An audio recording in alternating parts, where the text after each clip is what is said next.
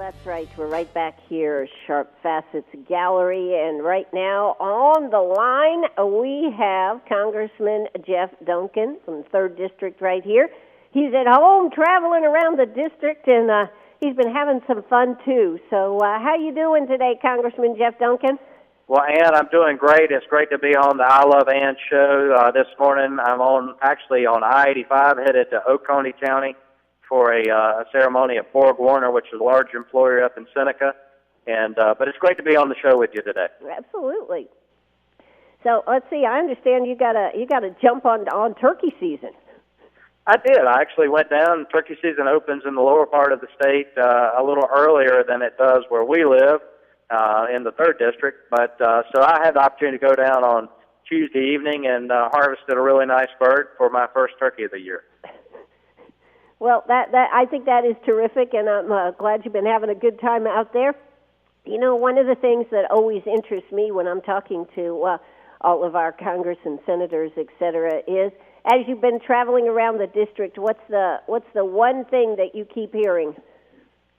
The jobs in the economy, and folks are starting to realize that these big government intervention policies haven't done anything to turn this recession around and jumpstart the economy, and so we're hearing more about that, about the cost of Obamacare, but mainly folks are just wanting us to do all we can to put more Americans back to work.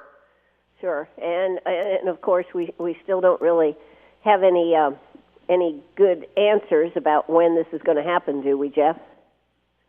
Yeah, we don't know. I hope, Ann, that the Republicans take the Senate in the fall, and then we can actually pass legislation that reflects, I think, more of the will of the people, send it to the president, and then you have to make a decision either to sign the bill or veto it, and really show America the dichotomy in political philosophies that are out there.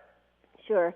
Now, of course, just before you all left, I guess a week or so ago, there was the Enforce the Law Act that Trey Gowdy and a lot of others put together. In fact, I think maybe you were on the sponsorship on that.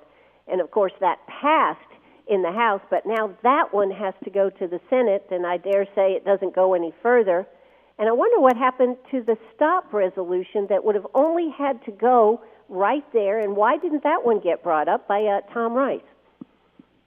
Well, I mean, that's it. The bills have to pass the Senate in order to get to the president. The president said he would veto the bill that Gowdy had put up that we spoke on, and so that's why it's important to actually be able to pass things through the Senate as well.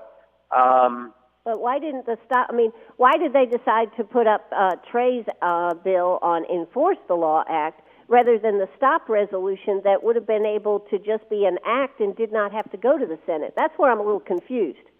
Well, I mean, I don't understand the thinking of the leadership and why they brought that particular bill up and not the Stop Act. I was co-sponsor of both of them.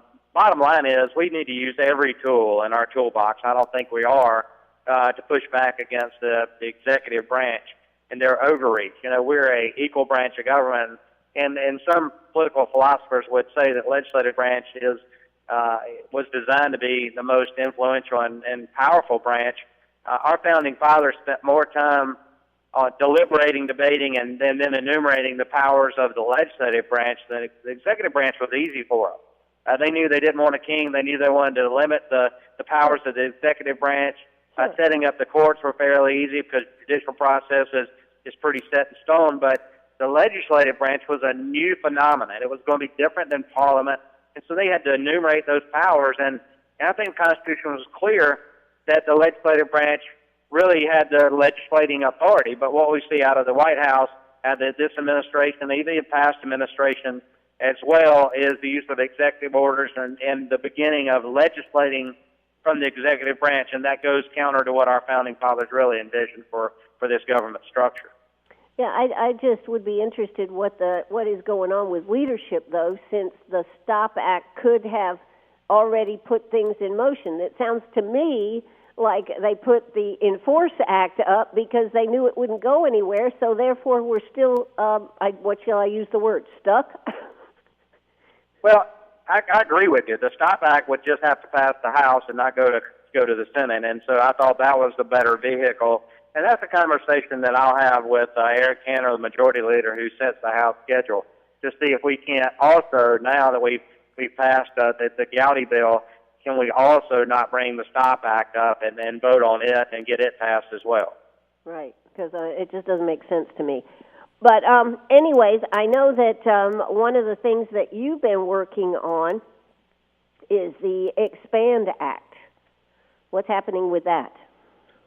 Yeah, the Expand Act is really the first push toward a national energy policy, but we don't really have a coherent national energy policy that focuses on a truly all-of-the-above energy strategy that includes offshore but also onshore on federal land, expanding more access to the federal land where there may be resources. And generally folks think about oil and natural gas resources, but federal land can be opened up for wind and solar production as well, transmission lines, roads, everything that goes along with that.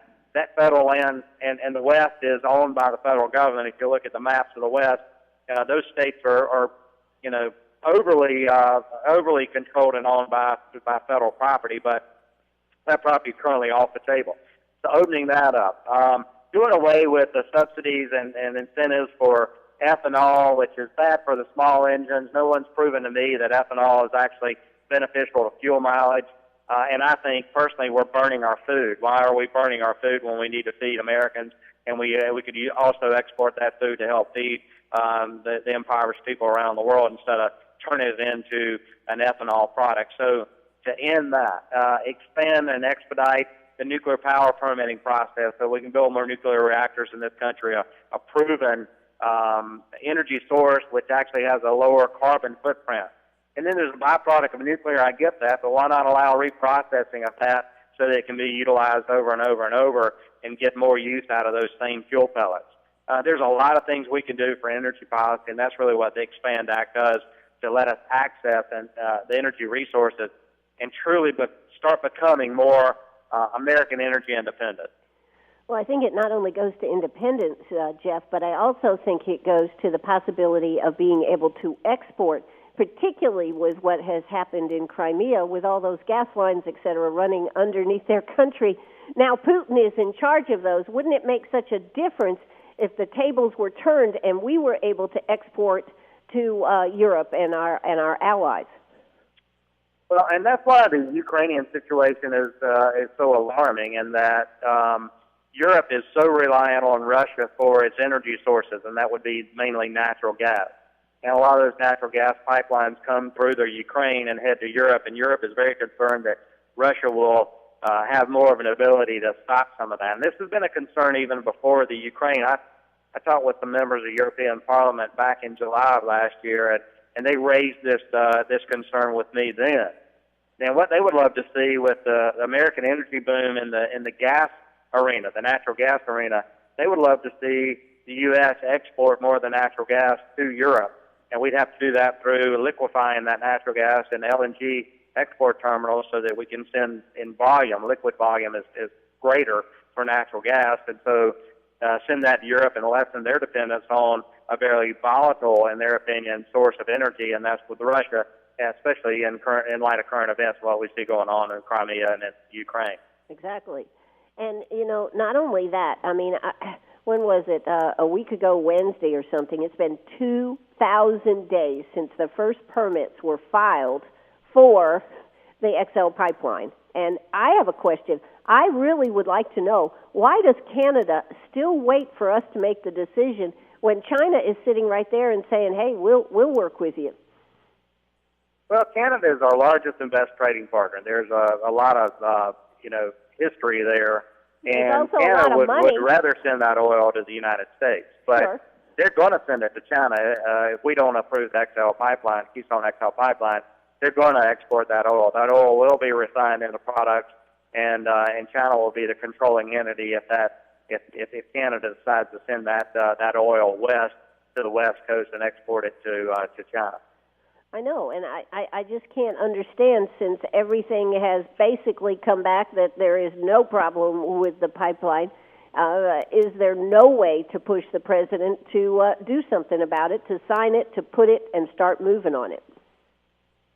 And you know, the misconception out there that this is going to be this gigantic pipeline running through an area in Nebraska primarily, and it's going to be unique. But there are over 6,000 pipelines running through the same area in Nebraska, different sizes that are carrying oil. This is the Keystone XL pipeline that's being promoted and proposed, but there's already a Keystone pipeline. There's already a pipeline that brings oil from Canada, albeit smaller, that runs through that area of Nebraska and South Dakota. And this is just an extra large XL for bringing higher volumes of that crude down to the refineries, where we have the ability to refine that oil into all the miraculous products that come from a barrel of hydrocarbon, not just the gasoline in our cars, but oil is an amazing component that God has given us that, when it's put under pressure, turns into a lot of different, or separates into a lot of different components that are used in plastics and lighter fuel and heating fuel and other things. That it is an amazing component. And so that's why Americans are saying, look, we'd love to see that Keystone Pipeline be completed, because we do have the refinery capacity sitting idle currently. That puts Americans to work, and it also helps a North American energy independence policy for both Canada, the United States, and Mexico. Well, but my question is there no way to force the president's hand to move forward on this, since, like I said, nothing has come across that environmentally would cause any problems? You've just brought up the fact that there are other pipelines there. Is there nothing that can be done to force this action from the House, from the Senate, from anybody? Well, we've done numerous things in the House, standalone bills to approve it, to expedite it. They go to the Senate and die because Harry Reid is like-minded with the president. They're definitely leaning more toward the environmental slant. And because this pipeline crosses an international border between the U.S. and Canada, that is why the United States State Department is involved in this process in approving it. And so that's the hang-up.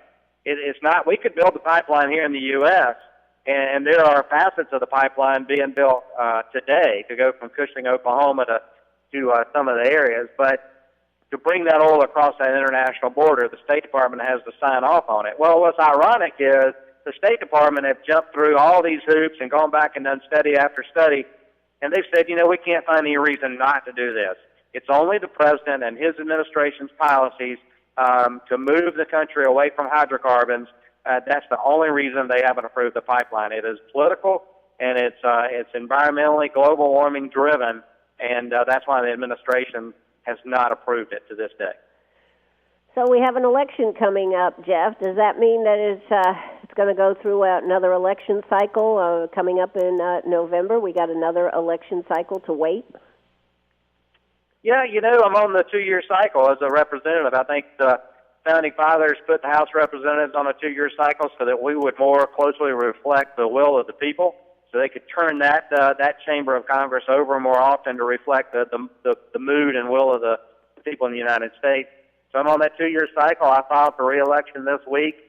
We've still got a lot of work to do. I would love to have an opportunity to serve where we have a United States Senate that's also like-minded, and we can actually pass legislation not just out of one chamber, but out of both chambers, out of the whole legislative branch, and send it to the president for either his signature or his veto, so that we can see where the differences are, or we can move the country forward with policies that actually put Americans back to work. So I'm looking forward to being back out on the campaign trail, continuing to interact with the voters and hearing their concerns. And I look forward to earning their support and their vote and going back to Washington after November to serve the 3rd District again and continue some of the positive gains that I've been able to make on their behalf in Washington. Sure. But, does this mean, when we were talking about the XL pipeline, does it mean that nothing is going to happen because it's an election year, so we have another 6 or 7 months and nothing will happen? Would he approve it before an election? Well, I tell you what, that question to be asked of Harry Reid. I can tell you the House is going to continue working on repeal efforts and replacement efforts on Obamacare, continue to pass very pro-business regulation, renovation, and reform to take the shackles off the American businesses and unleash that entrepreneurial and innovative spirit to put Americans to work. We're going to continue to do that work between now and November. The work will not stop just because we've got this roadblock or this logjam over in the Senate. Harry Reid's trash can must be getting pretty full with all the bills that we've sent over there that he fails to take up and puts in file 13. So that's a question to ask him. I can tell you this, and we're going to continue to push for very proactive, pro-business and pro-energy independence policies to try to move this country forward. And it's really up to the Senate to take those up. And that's where the logjam has been. Well, I guess I'll have to get an interview with Harry Reid to get the answer to that one. Hey, Jim, what did you? I'd love to be a fly on the wall to hear you questioning Harry Reid. I would love to hear that. Yeah, so would I. If that opportunity ever gets here, I will certainly let you know. What have you had to do about insurance? About health insurance? Yes. What do I want to do, or what have I had to do? What have you done? What have you had to do to cover? I know I was talking to Mick Mulvaney earlier in the week, and they have signed up for the Affordable Care Act and had a real boondoggle, I guess we could say, on doing this. I was just wondering about what your family and you have gone through. Well, you know, the misinformation out there is Congress doesn't fall under Obamacare, but I can tell you I was told that I had to fall under Obamacare, that my federal employee health benefits would end at the end of the year, and I had a enrollment date that had to be done by, I think, November the 8th, and so I went online and under the D.C. marketplace is the exchange that I have to buy under. Mm-hmm. And so when I went to shop for health insurance under that D.C. Health Exchange, I had 16 choices. Okay. So as we researched those 16 choices, I found out that 14 of the 16 took a portion of my premium and sent it to a national abortion fund. Okay. Well, I don't want any of the money that I earn and I pay in a premium to go to take the life of an unborn child, and so I didn't want any of that money. So I was really limited to two choices: an Aetna plan and a Blue Cross Blue Shield multi-state plan. And I went with Blue Cross Blue Shield because they're more of our doctors in Greenwood, where we go to the doctor, were involved with that PPO or that health care. And so we bought under the multi-state plan with Blue Cross Blue Shield. Well, I'm going to tell you what, my portion, now my employer does help pay a portion of my health insurance premium because I'm employed by the federal government. They pay a portion and I pay a portion. My portion, Ann, went up over $500. That's $500 less that I have now to spend in my paycheck than I had last year. And that's $500 that I don't have to pay off debt or spend in the economy. And my insurance is worse. I have a $6,000 annual deductible. That means I have to go and write checks at the $6,000 before the insurance ever kicks in and pays a dime. And so basically I've got a catastrophic health insurance plan, which is something that the president, when they were trying to sell Obamacare on the nation, they said catastrophic plans are bad. We shouldn't have catastrophic plans. You ought to have a plan that actually covers your health care costs and is affordable. Well, my plan isn't affordable. It's costing me more money and my employer more money, and that's you guys, the taxpayers in the 3rd District. It's costing you more money, and it's a catastrophic plan. It won't kick in until I've had an out-of-pocket maximum of $6,000 paid, whereas my plan prior to December 31st had about a $2,000 or $2,500 annual deductible. There's a big difference. Well, not only that, with traditional insurance, the insurance company paid the part of even while you were getting to that $2,500 or whatever deductible. I'm understanding that's not happening. It's like you said, for you, $6,000.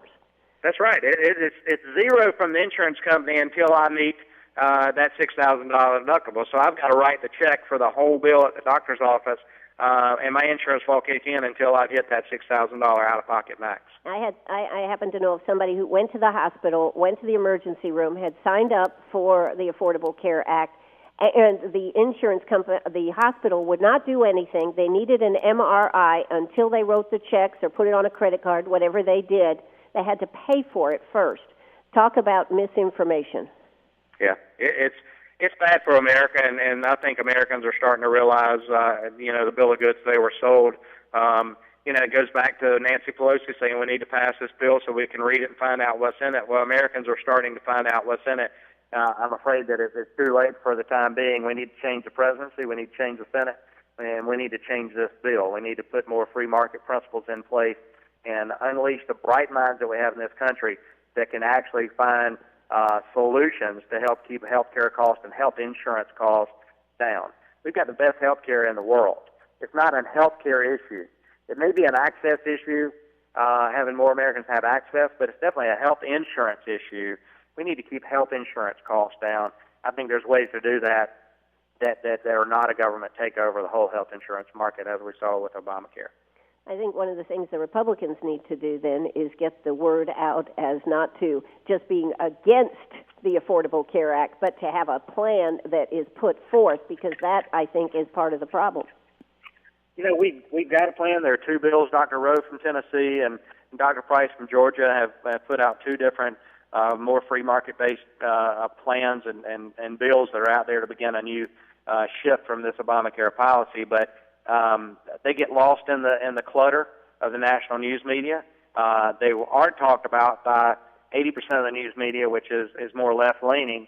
And so it's difficult for those type conservative plans to even be talked about out in the media. That's why it's so important for us to continue to tout and talk about the free market principles, allowing insurance plans to cross state lines, allowing you to be able to own that policy and take it with you like you do your car insurance, those sort of things. There are other things we can do, like associational health care plans to spread the risk over an association. There are just a number of different ideas that are out there that just get lost in the clutter of the mainstream media, Ann. Yeah, I know, but that's what I'm saying. Republicans need to get that out somehow, some way, and need to be talking about it as an alternative. That's right. That's right. I got one more question, and then I'll let you go if you got a second. Are you good? I'm sorry? All right. Last night, it was 12 o'clock. I was supposed to be going to bed, and I happened to flip on the TV, and they were talking about over in Kandahar, a junkyard over there that was that had brand new parts from American contractors, from American equipment over there, and they showed where it had been literally cut out, and then they were re-upping or coming back to the U.S. government and needing new equipment because they didn't have the equipment anymore. And they said that eventually this was ending up in the Pakistani, the Taliban hands. I know that you've been working on a bill here in America for Homeland Security along this same line, the waste that is going on. What is going to happen? We can't afford this, and how are you guys and gals up there going to stop this, Jeff? Well, you know, Jason Chaffetz from Utah, Congressman of Utah, and I have gone over to Afghanistan in investigating. The special investigator for Afghan reconstruction, the SIGAR is what he's called, but has put out a report on all the graft and waste. We went over there and tried to, research some of this and see it for ourselves and see what we could do. That was November a year ago.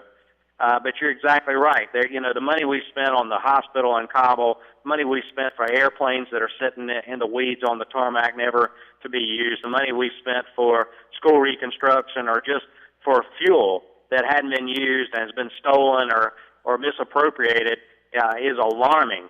And so we tried to cut some of that money back and do things, but there again, when we've got a divided Congress and you got an appropriations process that's not working, then it's very, very difficult.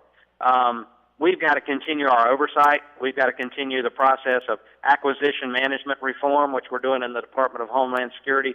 But it needs to happen all across the spectrum of government spending, especially when it comes to things like Afghan reconstruction, where we need more control. And the Afghanis themselves have limited our ability to go up and provide the appropriate oversight, where American tax dollars are being spent to rebuild Afghanistan after the war, and we can't even go up there to see how that money's being spent. And so we need to just cut the funds off. Exactly, because they said that they are funded through, it's either to 2016 or 2017, I don't remember. But it is phenomenal that we're just pouring money and then resending when these things get trashed or taken or whatever. Yeah. It's just hard. So we're going to continue oversight. A lot of good work's being done. It's just not enough. And I would point to that report by the special investigator for Afghan reconstruction as a great oversight mechanism that has gone on.